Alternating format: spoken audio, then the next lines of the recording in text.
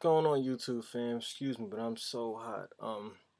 I would just like to say, a lot of people, I want to answer a lot of people's questions because I don't want people to think that I don't get back to them. But how I figured it out about the salt in the pot, it's through experiment though. I just noticed that salt burns through stuff, and when it burns through stuff, it leaves a white residue.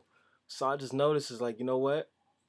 If if you could boil that, like just you have to go deeper. You have to sometimes really do your homework. And what I did is I just was like, let me just try this just to see if it worked. And first time I did it, it actually worked. But you have to, it has to take time though, because you got to notice salt.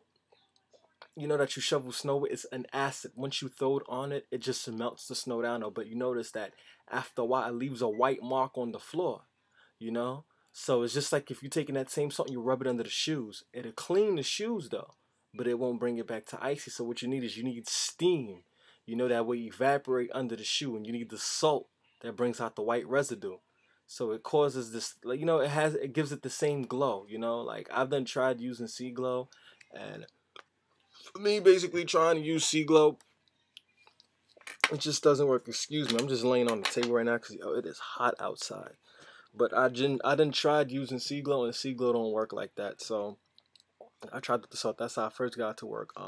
A guy asked what type of salt. The type of salt you use is you use the salt that you get from the hardware store, not the salt in your kitchen.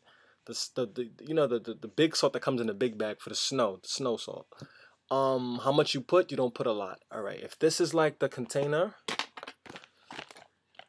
show you. If this is like the bottle, you put like this much. Like a little bit in the bottle.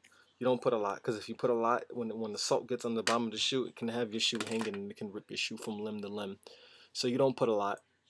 What else is a lot of questions? How did I first figure it out? Like I was telling you, just basically experiment though. The same way I managed to basically put the soul colors on the bottom of my shoes.